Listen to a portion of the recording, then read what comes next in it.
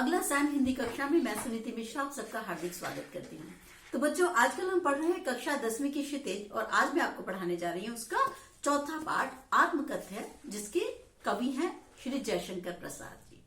तो बच्चों, जो जयशंकर प्रसाद जी हैं उनकी सभी रचनाएं बहुत ही परिमार्जित हैं और बड़ी अच्छी बात यह है कि इन्होंने जो नारी की जो सम्मान है उसको बहुत ऊंचाई पर, बड़ी पराकाष्ठा पर पहुंचाया। तो क्योंकि हुआ क्या था कि जो रीति काल था उसमें नारी की सत्ता तो बहुत नीचे हो गई थी, नारी को केवल भोग विलास की सामग्री जैसा समझा जाने लगा था, लेकिन इन्होंने नारी को एक सम्मान दिया। ठीक है, ये कामायनी जो इनका ग्रंथ था उसी की बड़ी प्रसिद्ध पंक्ति है कि नारी तुम केवल श्रद्धा हो, विश्वास रजत नग पग तल में, पीयूष स्रोत सी बहा करो जीवन के सुंदर समतल में। तो प्रसाद जी ने तो नारी का बहुत ही अधिक सम्मान किया। तो आज लेकिन जिसे हम पढ़ने जा रहे हैं उसमें थोड़ी सी भाषा कहीं बड़ी सरल है, कहीं सहज है, कहीं सुबोध भी है, लेकिन कहीं कहीं दुरूह भी हो जाती है, यानी डिफिकल्ट भी हो जाती है। तो और संस्कृत निष्ठ शब्दों का प्रयोग बहुत ज्यादा है और थोड़ा छोटे छोटे वाक्य होते हुए भी बड़ा दर्शन में गांभीर्य भरा हुआ है। तो आप इसको थोड़ा सा समझ के चलेंगे। तो ये जो आज आप पाठ है आपका आत्मकथ्य है, इसके जो है ये है कविता, वो प्रारंभ होती है इस प्रकार, जैसे विश्व की वृक्ष की घनी पत्तियां मुरझाकर गिर जाती हैं, इसी प्रकार से जो हमारे जीवन में बहुत सारी खुशियां होती हैं वो धीरे धीरे करके चली जाती हैं। और कैसे जो जयशंकर प्रसाद हैं, यहाँ पर जो जयशंकर प्रसाद वो बहुत दुखी हैं। दुखी किस वजह से है कि बहुत ही सरल सीधे स्वभाव का जो व्यक्ति होता है वो अपने जीवन में बहुत सुखी नहीं रह पाता। किस वजह से कि उसको लगता है कि उसको जीवन में बड़ा धोखा मिला है, और ऐसा होता भी है कि सरल स्वभाव के व्यक्ति को लोग धोखा करने की, उनकी भावुकता का फायदा उठाते हुए, लाभ उठाते हुए उनको धोखा देने की कोशिश भी करते हैं। और जब वो धोखा खा जाते हैं तो उन्हें सरल स्वभाव का ना कह के उन्हें मूर्ख कह देते हैं, और जब वो मूर्ख कहलाते हैं खुद को कि हम तो अच्छा काम कर रहे थे लेकिन हमें मूर्ख की उपाधि मिलने लगी, तो क्या होता है, उनको कहीं ना कहीं निराशा हाथ लगती है। तो ये एक की कहानी नहीं है, ये किसी भी भावुक व्यक्ति की कहानी है। अब आत्मकथ्य में क्या है, आत्मकथ्य मतलब जो मैं अपनी कहानी सुना रहा हूं, आत्मकथा जैसे। तो यहां पर उनके मित्रों ने प्रसाद जी को कहा कि आप अपने बारे में क्यों नहीं लिखते, आप अपनी आत्मकथा के बारे में काव्य में लिखिए। तो प्रसाद जी का कहना यह था कि देखो, मैं कहानी तो लिखूं लेकिन मेरे मन में इतना दुख भरा हुआ है, इतना शोक भरा हुआ है, मुझे इतना धोखे से भरा हुआ मन हो रहा है मेरा कि मुझे लोगों ने इतना धोखा दिया है। तो क्या मेरा, जब तुम देखोगे कि जब मैं लिखने बैठूंगा तो क्या होगा कि आपको ये लगेगा कि ये क्या लिख रहा है, ये तो बड़ा ही मतलब आंसुओं से भरा हुआ काव्य है और इसमें कुछ प्रेरणा तो है नहीं। तो ये बात प्रसाद जी अपने मित्रों को कहना चाहते हैं। और दूसरी बात, वो ये भी इस बात से भी भयभीत है कि जब मैं लिखने बैठूंगा तो मैं कहूंगा मुझे लोगों ने धोखा दिया, तो कहीं ऐसा ना हो तुम सोचो कि ये तो हमारे बारे में बात कर रहा है, क्योंकि कहीं ना कहीं हम तो जानते हैं कि हम किस लोगों के साथ बहुत अच्छी तरीके से न्याय कर रहे हैं और कहाँ अन्याय कर रहे हैं, कहाँ हम लोग बड़े अच्छे से वफादारी से काम कर रहे हैं और किस प्रकार से हम अपने मित्रों को धोखा दे रहे हैं। तो कोई जाने ना जाने हमारी आत्मा तो जानती ही है। तो ये कह रहे हैं कि कहीं ये ना हो मैं लिखूं और तुम्हें लगे कि तो हमारे ऊपर लिखा गया है। तो इस तरीके की रेफरेंस से जब आप ये काव्य को पढ़ेंगे तो आपकी समझ में आएगा। कृपया करके इस प्रसंग को जो मैंने बोला है कम से कम 2 बार सुन लीजिएगा, उसके बाद आप कविता समझ पाएंगे। ठीक, चलते हैं कविता की तरफ। मधुप गुनगुना कर कह जाता कौन कहानी यह अपनी, मुरझा कर गिर रही पत्तियां देखो कितनी आज घनी। अब ये कह रहे हैं जो जीवन क्या उपवन है मेरा, उसके मन रूपी, जो उसमें मन रूपी भ्रमर है, भंवरा है, वो गूंज गूंज कर क्या कहता जाता है, कोई जीवन की कहानी कहता रहता है। अब लेकिन हुआ क्या, मुरझा कर गिर रही पत्तियां देखो कितनी आज घनी, कि जो कवि है वो कह रहा है कि उसके जीवन रूपी उपवन की बहुत सारी पत्तियां तो झड़कर गिर चुकी हैं, अर्थात जो उपवन को हरा भरा करने वाली खुशियां उसके जीवन में थी वो बहुत सारी खुशियां उनका साथ छोड़कर चली गई हैं। यहाँ पर वो अपनी प्रेयसी की भी बात करेगा, तो उनकी प्रेयसी की जो है, उनकी प्रेयसी उनके साथ नहीं थी, इस बात का दुख उनको पूरा आपको काव्य में दिखाई देगा। इस गंभीर अनंत नीलिमा में असंख्य जीवन इतिहास यह लोग करते ही रहते हैं अपना व्यंग मलिन उपहास। कह रहे जो अनंत विस्तृत आकाश है इसमें कितने ही महापुरुषों ने अपने जीवन वृत्त लिखे हैं, यानी अपने जीवन की आत्मकथा लिखी है। और उससे प्रतीत क्या होता है कि उन्होंने अपना जीवन वृत्त लिखकर अपना मजाक ही उड़वाया है। क्योंकि हम तो बड़े साधारण लोग हैं। मैं अपनी जीवनी लिखने बैठूं आपको कि मुझे क्या इंटरेस्ट है, या प्रसाद जी लिख रहे हैं या निराला जी लिख रहे हैं, तो आपको ऐसा लगता है संसार में तो बहुत लोगों के साथ ऐसा होता है। बेटी क्या पत्नी थी, एक समय के बाद छोड़कर चली गई, और बच्चे थे या उनके बच्चे उनको छोड़कर चले गए, तो आप कहोगे अब इसमें मैं क्या करूं इसमें। तो कह रहा है हम जैसे साधारण लोगों की आत्मकथा को क्या कोई रुचि लेके पढ़ेगा? क्योंकि यहाँ तो इतने बड़े बड़े लोगों की जीवनी पढ़ी हुई है, अब्राहम लिंकन की रखी हुई है, महात्मा गांधी की रखी हुई है, सरदार पटेल की रखी है, तो कह रहा है उन लोगों की जीवनी पढ़ेगा कि मुझ जैसे साधारण व्यक्ति की जीवनी पढ़ेगा? ये बात समझ में आई? तो कह रहा है आत्मकथा जो है, जो इतने महान पुरुषों के जीवन वृत्त लिखे हैं, कह रहा अगर हम जैसे साधारण लोग लिखते हैं तो हम तो अपना मजाक ही बनवाते हैं। क्योंकि उन महान पुरुषों के जीवन वृत्त के सम्मुख हमारा जो अभावों से भरा हुआ जीवन गाथा है वो एक उपहास का विषय ही बनकर रह जाती है। क्योंकि हम बहुत साधारण लोग हैं, अपने साधारण से दुखों को पहाड़ जैसा समझकर और दुखी होते रहते हैं। तो कह रहा है ये इतनी चीज नहीं है, बल्कि क्या है कि हमसे ज्यादा महान लोग, उनके जीवन गाथा में सच में कोई प्रेरणा छिपी हुई है। आगे चलते हैं। तब भी कहते हो कह डालूं दुर्बलता अपनी भी थी। फिर भी तो अगर तुम कहते हो कि मेरे मन की जो दुर्बलताएं हैं, यानी मैं अपनी दुर्बलताएं, अपनी बुराइयां, अपनी निराशा से भरी जीवन के बारे में लिखूं, क्योंकि मैंने आपको पहले ही बता दिया कि उनके मित्र उनसे कह रहे थे आप अपनी आत्मकथा के विषय में काव्य लिखिए। तो कह रहा फिर भी अगर मेरे मित्र और मेरे आत्मीय जन ये कहते हैं कि मैं अपने बारे में लिखूं, तो तुम सुनकर सुख पाओगे, देखोगे यह गागर रीति। कह रहा लेकिन जब मैं लिखने बैठूंगा, क्योंकि तुम्हें तब पता लगेगा मेरे मन में कितना खालीपन है, मेरा मन में कितना रिक्त स्थान है, और जब तुम ये सुनोगे तो तुम्हें निराशा और दुख के अतिरिक्त और कुछ भी प्राप्त नहीं होगा। तुम्हें पता लगेगा ये गागर रीति, यानी जो मेरा मन का गागर है। गागर क्या होता है आप जानते हो ना? गागर मतलब घड़ा, कि मेरे मन का घड़ा तो बिल्कुल खाली है, इसके अंदर कोई भाव नहीं बचा है, क्योंकि वो अपनी पत्नी के जाने से बहुत दुखी थे। ठीक, आगे चलते हैं।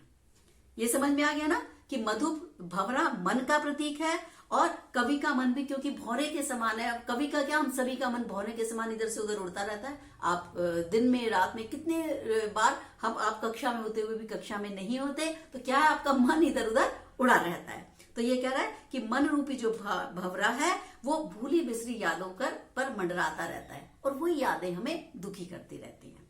ये वो कहानी सुना रहा है। और मुरझाकर पत्तियां घनी में क्या है कि कवि क्योंकि निराशाओं से भरा हुआ है, तो वो जीवन की एक एक खुशी, पत्तियां गिरने का मतलब क्या, जीवन की खुशी धीरे धीरे करके पलायन कर रही है। ठीक है, आगे चले, समझ पा रहे हैं? किंतु कहीं ऐसा ना हो कि तुम ही खाली करने वाले, अपने को समझो मेरा रस ले अपनी भरने वाले। अब कवि का कहना है, कह रहा है मेरा जीवन तो क्या है, पूरे समय विडंबनाओं से भरा हुआ है। विडंबनाएं मतलब परेशानियों से, दिक्कतों से भरा हुआ है। तो कहीं ये ना हो कि पूछने वाले ये समझने लगे कि क्या इसकी विडंबनाओं का कारण हम ही तो नहीं है। ठीक है, तभी कह रहा मेरा रस ले अपनी भरने वाले, मतलब कि कहीं ऐसा ना हो मैं तो तुमको बता रहा हूं, जैसे मैं आपसे बात कर रही हूं, आप मेरे परम मित्र हो, पर आपने मेरे साथ कभी धोखा किया है। अब मैं आपको जब अपनी आत्मकथा लिखने बैठी, मैंने कहा यार मेरा एक परम मित्र था और उसने मेरे साथ ऐसा किया, मैंने तो उस पर बड़ा विश्वास करके उसको ये कहा था उसने। अब आपको क्या लगेगा कि अरे भैया ये तो मेरी बात कर रहा है ना? तो इसी प्रकार से वो कह रहे हैं कि यह ना हो कि मैं आत्मकथा लिखने बैठूं और आप ये सोचो अच्छा ये तो हमारी बात कर रहा है, ये हमें धोखेबाज बता रहा है। तो इस बात को प्रसाद कह रहे हैं। यह विडंबना अरी सरलते तेरी हंसी उड़ाऊं मैं, भूले अपनी या प्रवंचना औरों की दिखलाऊं मैं।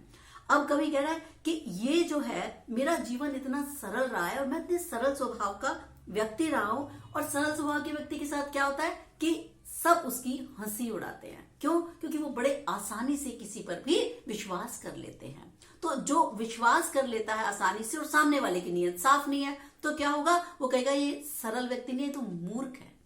ऐसा ही होता है। आप में से जो भी बड़े विद्यार्थी सरल स्वभाव के होंगे, जो बड़े आसानी से किसी पे विश्वास कर लेते हैं, तो उनका क्या होता है कि बाद में पीठ पीछे जो बुरे लोग हैं वो आपकी मजाक बनाते हैं और कहते हैं ये तो बेवकूफ है, इसको अकल ही नहीं है, इसको ऐसे थोड़ी ये बताओ मेरे सामने ये बताने बैठ गया, या आपने इसने दिल के राज ऐसे ऐसे बता दी, अपने परिवार की ये बात बता दी। अब वो आपने तो उसको बताया था विश्वास करके कि ये इधर उधर कहीं नहीं बताएगा, उसने क्या किया, इधर उधर जाके आपका उपहास करने के लिए इस बात का इस्तेमाल किया, तो आपको कितनी चोट लगेगी। तो इसीलिए वो कह रहा है यह विडंबना, कह रहा है जीवन की कितनी बड़ी त्रासदी है कि सरल लोगों का, सरल स्वभाव के लोगों का सभी लोग मजाक उड़ाते हैं और भूले अपनी या प्रवंचना औरों की दिखलाऊं मैं। तो कह रहा है ये बात मैं क्या कहूं, अब जब मैंने अपने मित्र पे विश्वास करके उसको कोई बात कही और उसने जाकर मेरी बदनामी कर दी, तो कह रहा है ये मेरी, मैं इसको अपनी भूल कहूं या ये कहूं कि वो धोखेबाज था।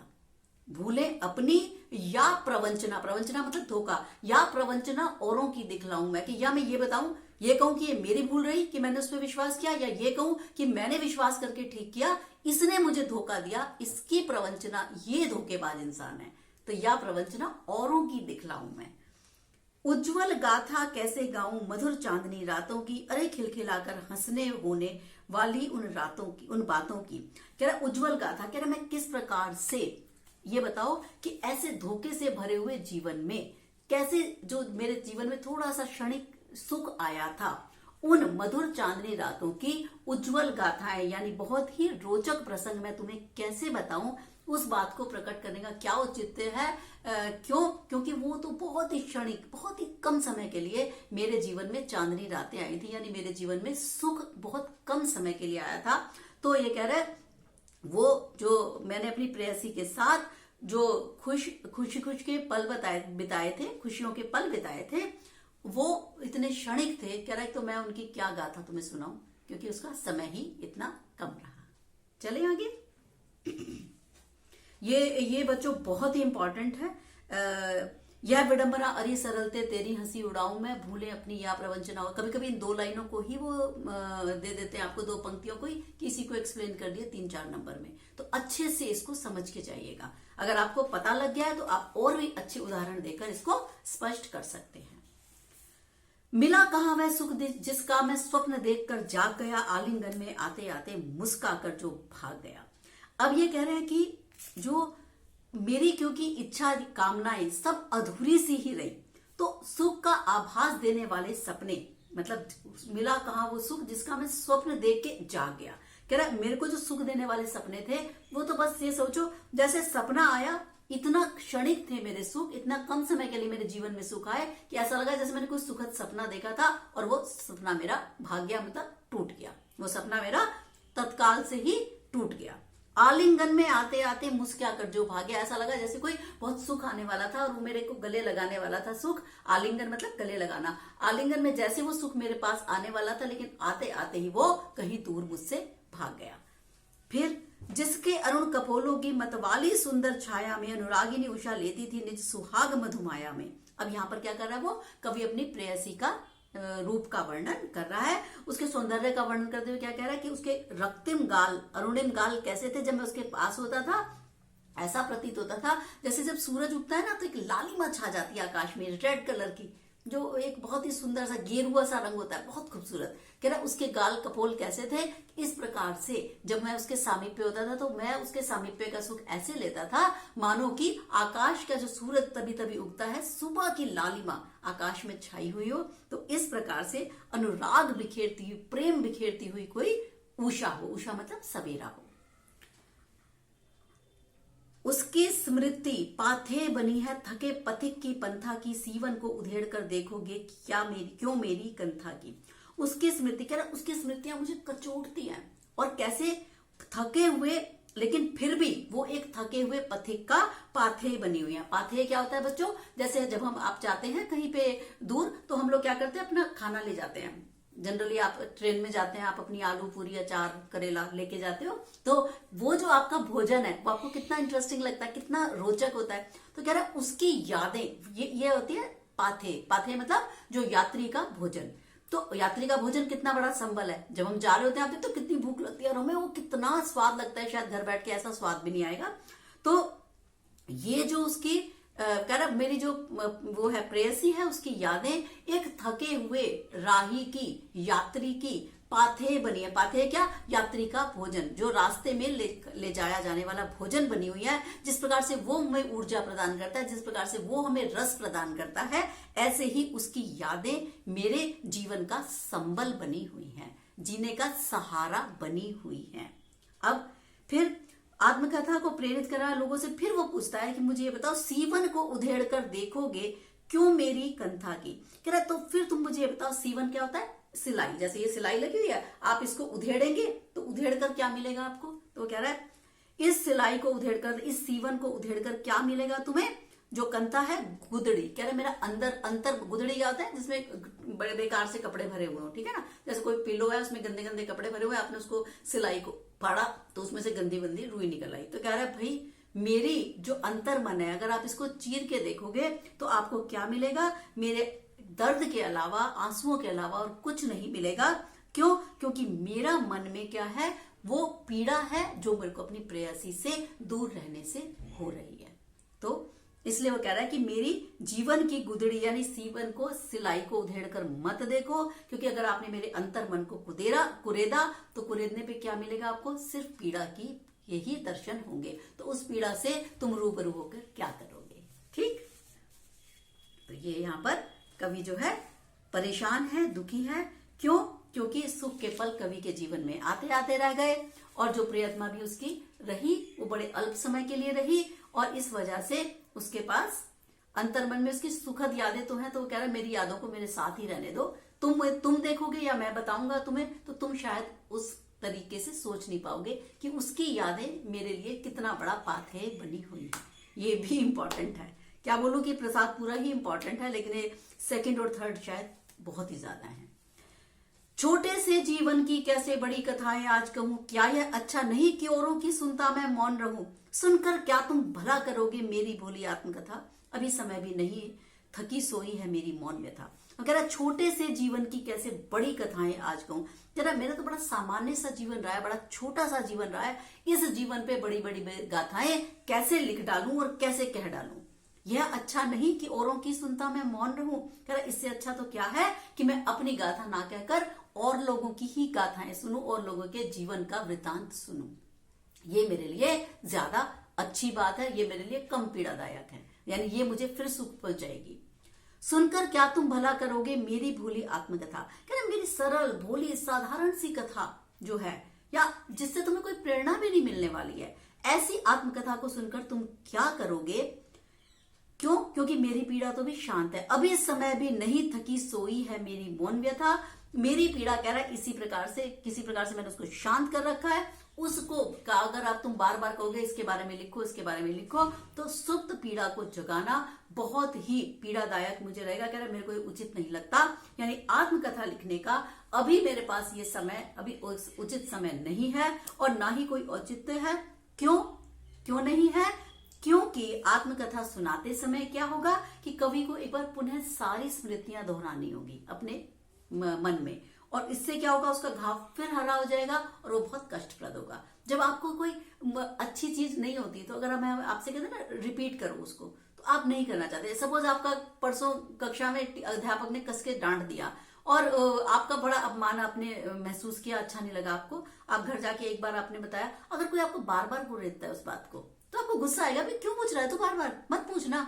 क्यों? क्योंकि आप उस बात को याद नहीं करना चाहते। तभी तो कहते हैं नेगेटिविटी यही चीज है, नकारात्मकता यही चीज है कि जब आप सकारात्मक होके बोलोगे, अगर आप सोचते और भाई क्या हाल चाल है, क्यों कहते हैं बड़े बुजुर्ग, कहो जी बहुत बढ़िया, बिल्कुल ठीक, बहुत अच्छा, जीवन कैसा बीत रहा है, आनंद से बीत रहा है। नहीं बीत रहा आनंद से, फूटी पड़ी है किस्मत, पर बोलना क्या है आपको, आनंद से बीत रहा है। क्यों? क्योंकि ये जो आपके शब्द हैं बच्चों, यही वातावरण में गूंज के आपके मस्तिष्क तक दोबारा से पहुंचते हैं। और जब हम कहते हैं बहुत अच्छे हैं, बहुत अच्छा चल रहा है, सब कुछ बढ़िया, कैसे हो जी, बढ़िया, क्यों सिखाया गया कि कहना है बढ़िया, यही चीजें आपको सकारात्मक व्यक्ति बनाती हैं।